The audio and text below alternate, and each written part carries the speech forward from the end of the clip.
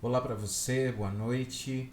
Hoje é mais uma oportunidade que nós temos de estudarmos a palavra de Deus. Nós temos conversado ao longo das últimas semanas acerca do Evangelho de João, no capítulo 1. Eu sou o pastor Maicon, aqui da Sexta Igreja.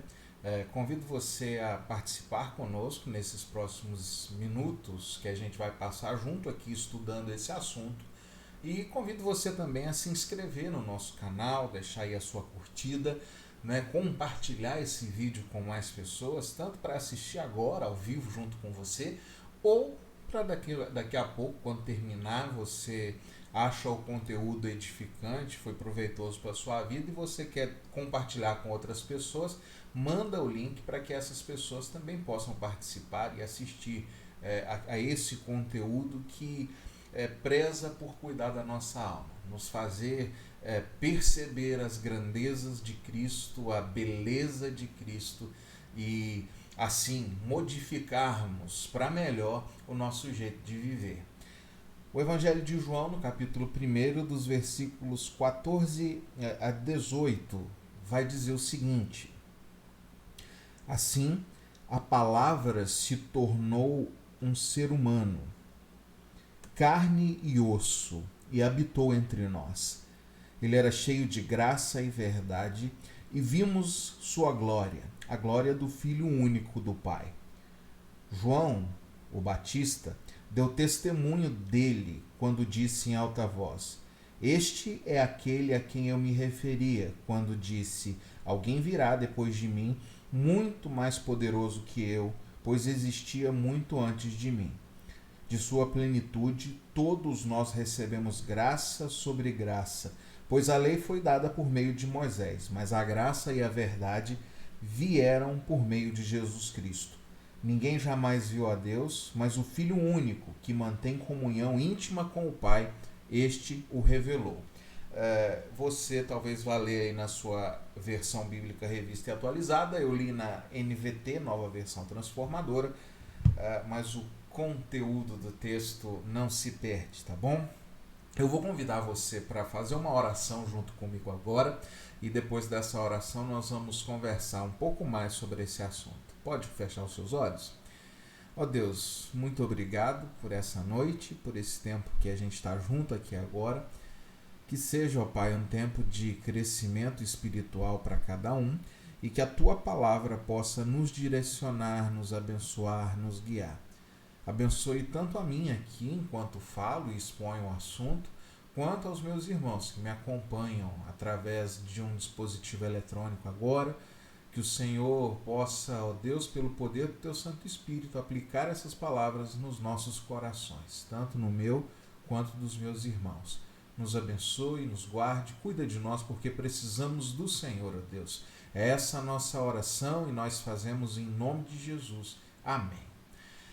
Pois bem, irmãos, a gente hoje encerra, né, esse momento que a gente tem falado, porque já é uma preparação para o Natal. Ao falarmos sobre a pessoa de Jesus, sobre a encarnação de Jesus, nós estamos já nesse tempo preparatório, te levando a pensar com seriedade sobre o que significa o fato do Deus Todo-Poderoso ter se encarnado, ter se tornado um ser humano como todos nós. O autor do livro que a gente está utilizando para falar nessas semanas, ele vai fazer um belo paralelo entre o Êxodo, que foi a saída do povo de Israel do Egito, que está registrado no livro de Êxodo, aí na sua Bíblia, e o Natal, porque ele vai fazer os seguintes paralelos. Primeiro, que em ambos os casos se trata de uma libertação. O Êxodo tem a ver com aquele momento no qual Deus age para tirar o seu povo de um regime de escravidão. O Natal é também para nós cristãos um momento no qual Deus age para nos tirar de um regime de escravidão. Um regime de escravidão do pecado. O Natal é maior do que o Êxodo. O Êxodo significava uma libertação de uma escravidão no espaço e no tempo e na história. Enquanto o Natal significa para nós que Deus está agindo para nos libertar de uma escravidão da alma, a escravidão do pecado. Essa que tem muito mais a ver com quem nós somos, com como nós vivemos e, acima de tudo, para onde iremos depois que essa vida aqui acabar. Se lá eles eram libertos de um cativeiro físico, nós somos libertos através do Natal, da encarnação de Jesus, da presença de Jesus na terra, de uma escravidão da alma. Nossas almas estão agarradas, amarradas, algemadas pelo pecado e ao pecado. Nós gostamos de pecar. O pecado nos dá prazer. E o que é pecado na definição da Bíblia? É aquilo que desagrada a Deus, que vai contra a vontade revelada de Deus para que as pessoas vivam. Então Deus diz, viva assim. E toda vez que eu não vivo conforme Deus disse que eu deveria viver, isso é pecado. E não se limita apenas às minhas atitudes, mas também aos meus pensamentos. Também as minhas práticas, as minhas palavras, tudo o que eu sou tem a ver com isso e como eu posso desagradar a Deus. Então, a Bíblia vai dizer que somos todos pecadores, todas as pessoas são pecadoras e são necessitadas da glória de Deus, tá? O apóstolo Paulo vai dizer isso aos crentes de Roma, na carta aos Romanos, no capítulo 3, no versículo 23. Todos pecaram e carecem da glória de Deus. Se você percebe, a leitura que nós fizemos aqui fala que em Cristo, na encarnação de Jesus, no verdadeiro sentido do Natal, nós vimos a glória de Deus. Confere aí na sua Bíblia. E vimos sua glória. Glória como a do Filho único, o unigênito do Pai. Isso quer dizer, então, que nós somos, sim, carentes da glória de Deus e que Deus, sim, manifestou a sua glória a nós na pessoa de Jesus. A nossa carência é sanada, é resolvida em Jesus. Depois dele, na presença dele, na história que nós temos com ele, nós não somos mais carentes da glória de Deus. Quando entramos num relacionamento com Jesus, no qual ele é o nosso Senhor, o nosso Salvador, e a nossa vida está depositada nas mãos poderosas dele, sim, nós vimos a glória de Deus. Então, no Êxodo, há uma libertação de um povo que era escravo de uma nação. No Natal, há uma libertação que vai começar no Natal com o nascimento de Jesus e que se conclui na Páscoa, na morte e ressurreição de Jesus. E pela fé, quando nós cremos na suficiência do que ele fez, nós podemos dizer com todas as letras, eu vi a glória do Pai, porque eu vi Jesus. Essa capacidade não é dada pelos olhos carnais simplesmente, mas pela ação do Espírito Santo no seu coração. Se você precisa de fé, se você olha e pensa assim, olha, eu não consigo crer, eu não consigo me abraçar a essa verdade como você diz que acredita, pastor, talvez você possa fazer um exercício muito bonito. A partir do momento que você crê, existe um Deus, você pode orar e pedir a esse Deus, por favor, me ajude a crer.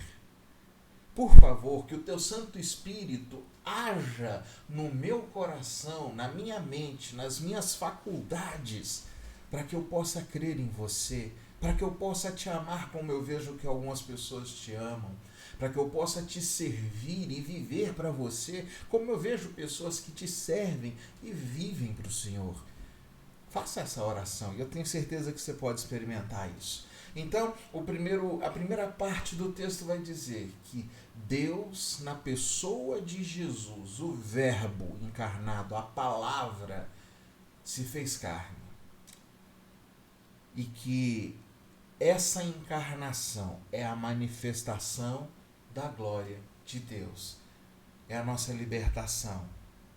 Mas eu quero te chamar a entrar um pouco mais no texto. A palavra que está aí na sua Bíblia como habitou, né? O Verbo se fez carne e habitou entre nós. Essa palavra é a mesma palavra que é usada na versão grega da Bíblia do Antigo Testamento, que diz que é usada para a palavra tabernáculo. O tabernáculo era uma construção temporária, uma grande tenda, toda feita de tecidos e madeira, que era para ser montada e desmontada de acordo com que aquele povo que peregrinava pelo deserto ia montando. E o tabernáculo, então, era o lugar do encontro. Ali Deus se encontrava com o seu povo para receber seus sacrifícios, para receber os seus pedidos de perdão, para impetrar sua bênção sobre aquele povo. E Deus se manifestava de maneira visível através de uma porção de fumaça que parava em cima do tabernáculo para indicar que ele estava lá naquele lugar. Então, havia ali um sinal visível da presença de Deus no meio daquele povo, do povo de Israel. Quando o apóstolo João, ao escrever o Evangelho, usa essa mesma palavra para se referir ao nascimento de Jesus, o que João quer dizer é que aquilo que o tabernáculo significava de maneira, como digamos aqui, inanimada, aquela construção, aquela tenda, aquela grande barraca que era montada quando eles paravam no deserto, significava de modo simbólico, Jesus é a consumação, é a conclusão, é a expressão daquilo tudo em carne e osso. Por isso ele vai dizer aí na sua Bíblia, o Verbo se fez carne e habitou, e tabernaculou, e se tornou tabernáculo no meio de nós. Habitou no nosso meio. Então, o que ele quer dizer, o que João quer que você e eu entendamos e creiamos quando a gente lê esse texto? Que Jesus se fez carne. Que Jesus se tornou humano de modo notável como você e eu. E essa é a afirmação mais notável desse evangelho. Jesus se fez carne. Deixa eu te conduzir a pensar em algumas coisas aqui. Você vai pensar naqueles deuses das mitologias grega, romana, nórdica. E aqueles deuses, eles já são figuras humanas e eles se consideram muito acima dos seres humanos, a ponto de tratar os seres humanos como uma raça que apenas serve para agradá-los o tempo todo e mais nada. Os deuses das mitologias são deuses caprichosos, são deuses que só querem usar os seres humanos para satisfazer algumas de suas vontades, que às vezes são até humanas demais. Você não consegue imaginar nenhum desses deuses se encarnando para fazer o bem a um humano. Você verá que todas as vezes que nas mitologias esses deuses apareciam, era simplesmente para tirar algum proveito de seres humanos. Eles achavam alguma mulher muito bonita ou algum homem muito bonito e eles então vinham na visão mitológica e se encarnavam para se aproveitar daquelas pessoas. Eles viam ali uma grande riqueza e eles vinham para de alguma maneira lucrar com aquela riqueza que alguém tinha. Agora, João vem dizer assim, Deus se fez carne e veio morar entre nós. E a construção que ele vem fazendo o tempo todo, desde que a gente começou a conversar sobre esse assunto, é que ele se encarnou e ele veio habitar no meio de nós para manifestar a sua glória, mas também para trazer salvação, para nos socorrer. Porque, presta atenção no que eu tenho para te dizer aqui. Você não é capaz de se salvar. Eu não sou capaz de me salvar. Você não tem solução para a sua vida. Eu não tenho solução para a minha nem para a sua. A gente não tem respostas definitivas. Nós não temos uma solução para a sepultura. Nós não conseguimos e jamais conseguiremos atingir a imortalidade. Nós somos limitados no tempo e no espaço. E ser humano é ser finito, é ser mortal. Não há uma resposta aqui. Não há imortalidade aqui. Você e eu estamos fadados a experimentar a morte, a ver os nossos cabelos branquearem. Eu estou aqui com alguns fios de barba branca. Talvez você já tenha mais fios de barba branca ou de cabelo branco do que eu. Talvez você já esteja aí com um pouco de cabelo na cabeça. Talvez você olhe para algumas fotos antigas e perceba, eu envelheci, eu estou envelhecendo. E talvez você já pense assim, olha, eu vou morrer. Mas quando Deus em Cristo se manifesta a nós, é para o nosso benefício. Ele vem para que nós tenhamos salvação. Ele se torna carne para que nós possamos nos tornar eternos em carne, como ele se tornou eterno em carne. Ele se torna humano mortal para que nós nos tornemos humanos imortais. A encarnação, o Natal, é sobre isso. Jesus não começou a existir e ele não passou a existir há 2020 anos atrás, como se ele tivesse sido criado naquele momento como eu e você fomos criados. Não, Jesus sempre existiu. Você vai se lembrar nas primeiras conversas que a gente teve aqui que o início de João está conectado com o início de Gênesis. No princípio era o Verbo, no princípio criou Deus. Ou seja, aquele que estava na criação é o mesmo que está aqui em João no capítulo 1. É a mesma pessoa.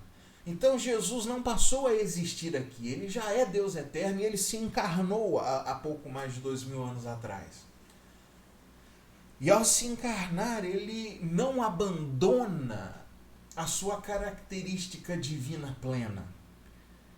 Ele continua sendo Deus ao mesmo tempo que ele é homem. E isso é provado pelo fato de que ele não pecou, pelo controle que ele tinha sobre o mundo espiritual, a ponto de expulsar demônios, pelo controle que ele sempre teve da natureza, de fazer sossegar um mar revolto, pelo controle que ele tinha sobre a vida e a morte, a ponto de ressuscitar pessoas, de curar pessoas, de olhar para pessoas que não andavam e dizer ande, de olhar para pessoas que não enxergavam e dizer enxergue, e essas pessoas então começarem a ser curadas, e o Deus Todo-Poderoso se tornou um homem como nós e ele começou a tocar a nossa realidade. Ele começa a tocar os nossos olhos e nós começamos a enxergar. Ele começa a tocar as nossas pernas e nós começamos a andar. Mas ele ainda é muito mais. Paulo vai dizer em Colossenses no capítulo 2, no versículo 9, que nele habita corporalmente toda a plenitude da divindade, que ele é Deus, que ele é totalmente Deus. O Natal é a coisa mais importante da história e a encarnação é a coisa mais linda da história, é a maior atitude de amor da história, porque a gente nesse mundo tantas vezes a gente quer ser Deus, a gente quer subir nas maiores alturas, a gente quer se elevar nos lugares mais fantásticos. A gente o tempo todo quer se desenvolver e a gente nunca consegue. Nós jamais seremos deuses. Mas Deus resolveu se tornar um mortal, de carne e osso. O Verbo se fez carne. Ele se tornou um humano como nós e veio morar no meio de nós.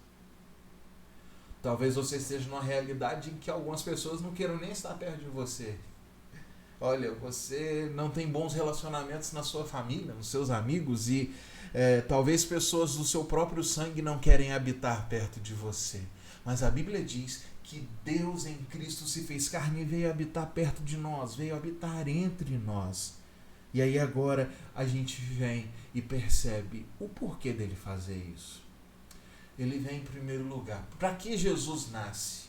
Jesus nasce para morrer. Ué, mas essa não é, pastor, a direção da vida para nós, humanos normais, pecadores, nascidos, herdeiros de Adão? Sim, a vida é nascer e morrer. Mas Jesus poderia simplesmente, se quisesse, se tornar um homem, não precisava passar pelo ventre de uma mulher, não precisava, de alguma forma, ter as cólicas de um bebê, ter que ficar sendo carregado num colo para lá e para cá, para aprender a andar, aprender a falar, se colocar dentro do tempo uma espera de 30 anos para em 3 viver aquilo que de fato era o propósito. Se você crê em Deus, é bem provável que você concorde comigo que ele poderia já ter vindo adulto e feito o seu ministério dos 3 anos aqui e no final dizer assim, não, eu não quero morrer e eu vou embora. Vou ser trasladado para o céu e pronto, vou me tornar de novo em espírito, vou me desfazer desse corpo e pronto. Ele poderia. Poder para isso Jesus tinha, mas a encarnação tem a ver com experimentar o que você e eu experimentamos. É se colocar no nosso lugar, é vestir a nossa roupa, é vestir a nossa mortalidade, é vestir aquilo que a gente tem, de poder ficar gripado, de poder passar mal, de poder chorar, de se cortar e ter dor, sair sangue, entender o que é de fato ser humano, isso que Jesus fez. Olha o que Hebreus capítulo 4, versículo 15 vai dizer. Abra sua Bíblia.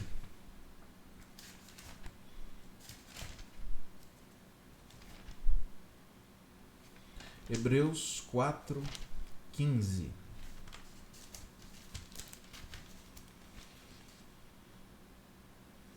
Vai dizer assim: nosso sumo sacerdote entende nossas fraquezas, pois enfrentou tudo o que nós enfrentamos e nunca pecou.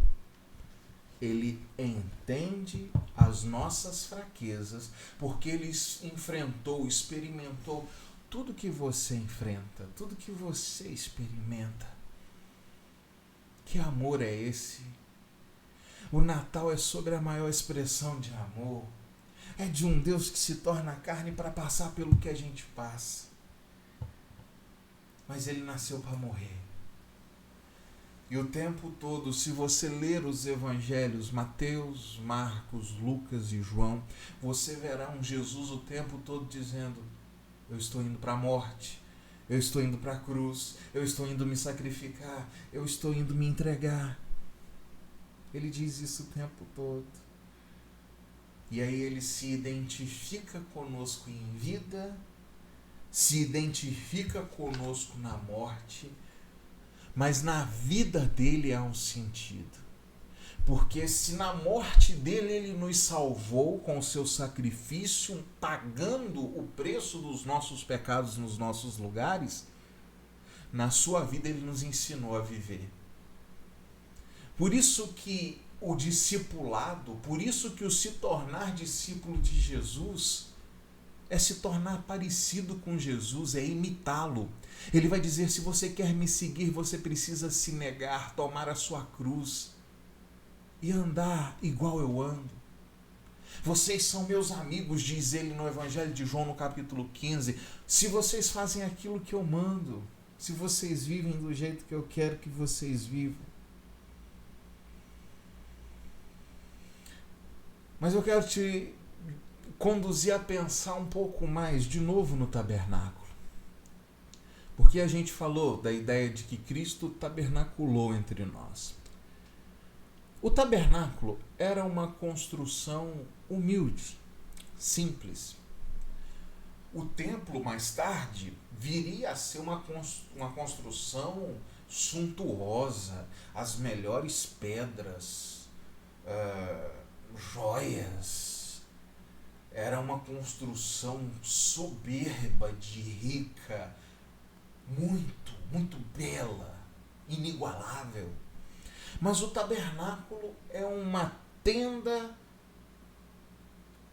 simples, humilde, com materiais que eram possíveis de se ter ali naquele momento, no meio de um povo peregrino, com as ofertas que cada um deu, e se monta uma grande tenda, e uma bela tenda, mas era um templo humilde, se comparado ao que viria a ser o templo definitivo mais tarde. Da mesma forma, o Cristo que se encarna é humilde de aparência. Jesus nasceu numa família relativamente pobre. Jesus viveu uma vida humilde. O profeta Isaías, no capítulo 53, vai dizer que ele não era alguém de quem os homens olhavam e falavam: ele é o mais belo de todos, ele nos impressiona, ele é um homem forte, ele parece um guerreiro, e as pessoas passam e ele é temível, ele é alguém que os olhares vão persegui-lo, porque ele é uma pessoa marcante, marca a presença, como a gente diz. Não, ele era uma pessoa comum. Então, assim como o tabernáculo era uma construção humilde, Jesus, que veio a tabernacular entre nós, também se mostra de forma humilde. O tabernáculo era algo temporário, porque depois viria a ser construído um templo definitivo. O corpo de Jesus e a presença de Jesus na terra foi algo temporário.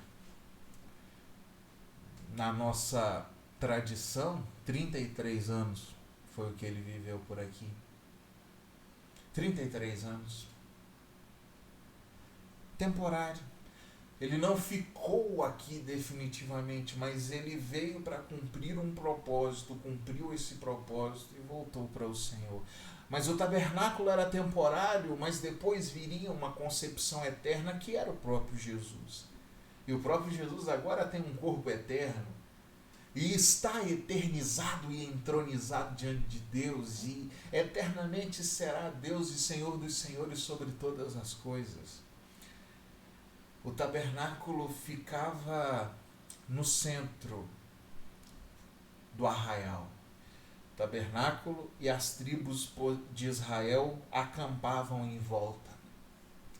Da mesma forma, Cristo, Jesus, é o centro da vida da igreja, é o centro da vida do cristão. O tabernáculo estava ali para dizer: Deus está presente. Sempre que você sair da sua tenda de manhã e você abrir, você verá o tabernáculo ali e pensará: Deus está no meio de nós. Deus está no meio de Israel. Jesus está da mesma forma diante de nós, como centro da nossa vida, para que todos os dias, quando você abre os seus olhos, você pense: Jesus está presente, Jesus é real, Jesus está aqui, Jesus se encarnou. A palavra me garante isso, o testemunho do Espírito Santo no meu coração me garante isso. Glórias sejam dadas a Ele por isso, porque Ele é real, porque Ele se encarnou, porque Ele foi humilde na sua aparência, porque Ele esteve aqui temporariamente, mas agora Ele é eterno, e porque Ele é o centro da vida da gente. Mas uma outra coisa que é interessante de nós percebermos e nós conversarmos aqui é sobre o conceito de glória de Deus. O Verbo se fez carne e habitou entre nós, cheio de graça e de verdade, e vimos sua glória. Glória como a do unigênito do Pai. Essa semana eu estou fazendo um módulo do meu mestrado que é baseado na vida de Jonathan Edwards, um avivalista americano. E tenho lido textos dele, sermões dele, e é fascinante ver Edwards falando da glória de Deus. Ele fala da glória de Deus usando os sentidos.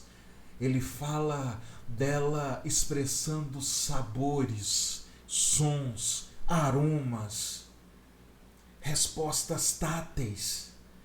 É como se a glória de Deus para Jonathan Edwards fosse algo palpável, como se ele estivesse sentindo a glória de Deus. Algo mais doce do que qualquer mel. Algo mais lindo que qualquer uma das belezas naturais que você já viu. Algo que tem o som mais harmônico do que qualquer boa música que você tenha ouvido na sua história. Algo de um toque mais prazeroso do que qualquer coisa que você tenha tocado e sentido na ponta dos seus dedos ali.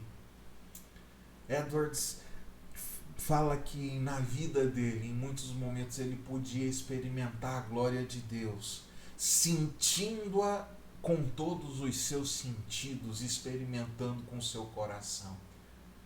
Ele tinha uma consciência mental da glória de Deus, ele a sentia pelos seus afetos no seu coração, mas ao mesmo tempo ele consagrava tanto a sua vida que ele sentia como se a glória fosse uma presença física de Deus na sua vida. Como se ele conseguisse respirar e pensar, esse oxigênio que eu respirei é a glória de Deus. Como se ele pegasse uma colher de comida, colocasse na sua boca e ao saborear dissesse, glória de Deus. A glória de Deus experimentada na vida, e todas as vezes que nós experimentamos a grandeza de Deus na vida da gente, nós estamos contemplando quem é Jesus. Cheio de graça e de verdade. O autor do nosso livro vai dizer que a glória de Deus ela é percebida na vida do cristão em 3 questões. Primeiro, na divindade. No fato de nós olharmos para a majestade, para a presença divina de Deus e sabermos que existe um Deus, que nós não estamos sozinhos nesse universo, que nós não estamos abandonados aqui, mas que existe um Deus que se compadece de nós, que se relaciona conosco, e isso é graça, isso é glória, e a presença real de Deus, isso é manifestação da glória, a sua divindade. Ele vai olhar para a sua provisão, o fato de Deus nos prover material, emocional e espiritualmente. Essas coisas vão nos colocando para entender o que significa a glória de Deus. Deus é glorificado em sua infinita provisão e providência. E Deus é glorificado na nossa vida quando a gente, então, olhamos para o pão e experimentamos as coisas criadas, o cuidado, o sustento, o amor diário de Deus expresso por você, e vimos sua glória. Aqueles que não viram Jesus comem e não veem glória.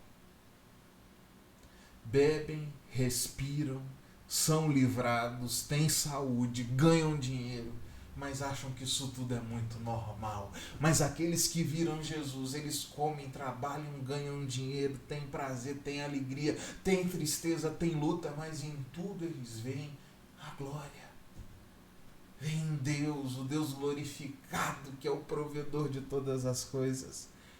E ele vai falar da glória manifestada na revelação. E a revelação de Deus está de modo natural, na natureza, obviamente. Você olha para o sol, para a lua, para as estrelas, para qualquer coisa, Deus se revela. Existe um Criador.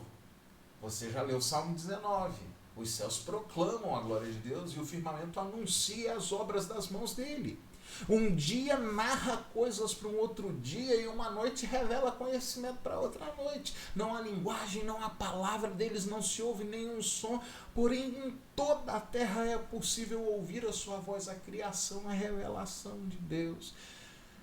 Mas a plena revelação de Deus está em Cristo. O Verbo se fez carne e habitou entre nós, presença divina, cheio de graça e de verdade, provisão, e vimos sua glória, é a sua revelação, glória do unigênito do Pai.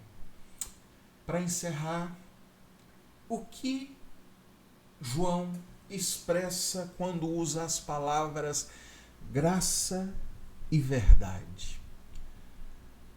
Graça é socorro, graça é favor imerecido. No tabernáculo havia um dia no ano em que a graça era vista de um modo muito mais claro. Era o dia da expiação. Uma vez por ano, os homens com suas famílias chegavam diante do sumo sacerdote com animais para serem sacrificados, e num ritual simbólico era como se os pecados da família fossem transferidos para um animal, e aquele animal era morto ali, enquanto um outro animal que era chamado o bode expiatório era enviado para fora do arraial. E esse ritual anual acontecia para que as pessoas entendessem: meu pecado é perdoado. Mas Deus exige sangue, derramamento de sangue para que haja perdão. A Bíblia vai dizer: sem derramamento de sangue não há remissão de pecados. A graça se manifesta porque Jesus veio para ser o nosso bode expiatório. A graça se manifesta no fato de que nós não precisamos morrer, de que animais não precisam morrer, porque o Verbo se fez carne e habitou entre nós, cheio de graça. E essa graça é manifesta quando, pelo poder do sangue de Jesus, eu e você somos perdoados.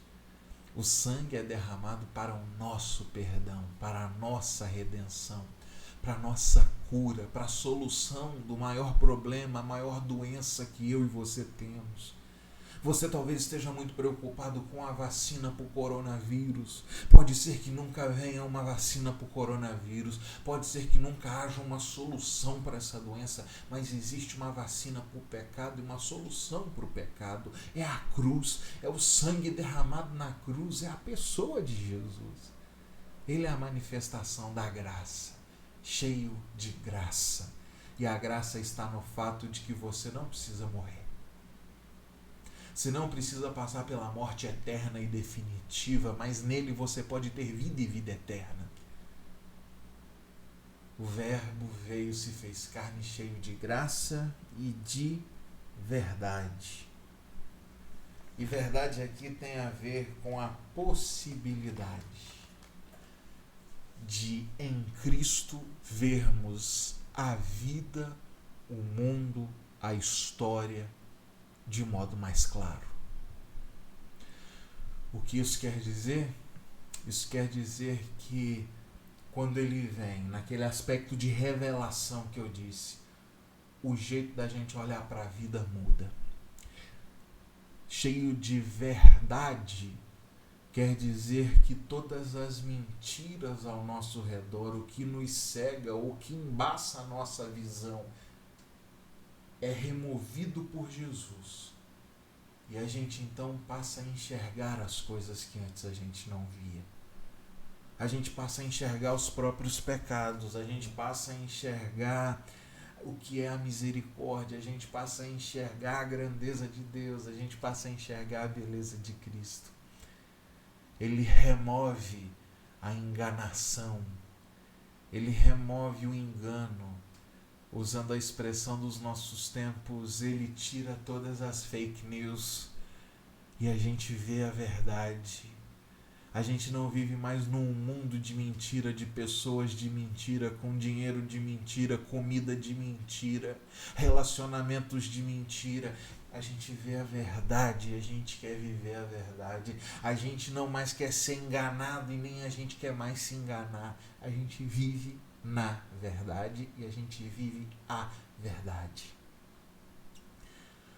O que é Natal? Natal é esse Jesus que se encarna. E a encarnação dele é exatamente sobre tudo isso que eu acabei de dizer para você. É sobre salvação. Sabe, quando o povo de Israel saiu do Egito rumo ao deserto, eles receberam vários presentes dos egípcios. Deus fez com que os egípcios fizessem uma grande transferência de riqueza para o povo de Israel. Joias, roupas, animais, ganharam muita coisa. E pode ser que nesse Natal você esteja pensando, qual é o grande presente que eu vou receber? Qual é, criança que me assiste, que carrinho, que boneca, que videogame, que celular, que jogo eu vou ganhar? Os presentes que os israelitas ganharam dos egípcios não eram as coisas mais importantes. O mais importante no Êxodo era a libertação. Era se ver livre da escravidão, era a liberdade. O mais importante do Natal não é o presente. Não são as ornamentações. Não são nossas tradições familiares. O mais importante do Natal não é o amigo oculto. O mais importante do Natal não é a nossa ceia. O mais importante do Natal é que Deus se tornou um ser humano para morrer a nossa morte, para que nós pudéssemos viver a vida dele eternamente. Isso é Natal. É sobre isso que eu queria falar com você hoje e que eu espero que Deus tenha aplicado no seu coração. Um grande abraço. Final de semana a gente está junto presencialmente com 80 vagas por encontro aqui na Sexta Igreja, na rua Professor José de Carvalho, número 58, no bairro São Pedro. 9 horas da manhã e 6h30 da tarde, máximo de 80 pessoas é o que a gente comporta nesse tempo de pandemia. Você que puder, esteja com a gente. Próximo domingo, ceia, Santa Ceia do Senhor, nesses 2 horários. Toda terça a gente tem reunião de oração no aplicativo Zoom. Você pode deixar um comentário aqui ou mandar uma mensagem para a gente pedindo para participar dessa reunião de oração. E toda quinta-feira a gente tem esse momento de estudo bíblico aqui, que normalmente é gravado.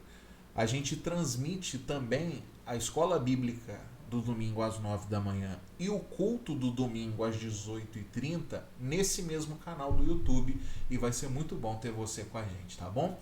Um grande abraço, Deus abençoe você, sua família, e que essa mensagem possa ter feito morada em seu coração. E se ela falou com você, se foi edificante para a sua vida, copia o link, manda nos seus grupos de WhatsApp, manda para os seus amigos, manda para os seus filhos. Ah, tem um parente meu que está precisando ouvir o Evangelho. Manda para ele, vai ser uma bênção poder entrar em outros lares, poder falar para outras pessoas, e você é parte integrante disso, tá bom? Um grande abraço para você e até domingo, se Deus quiser.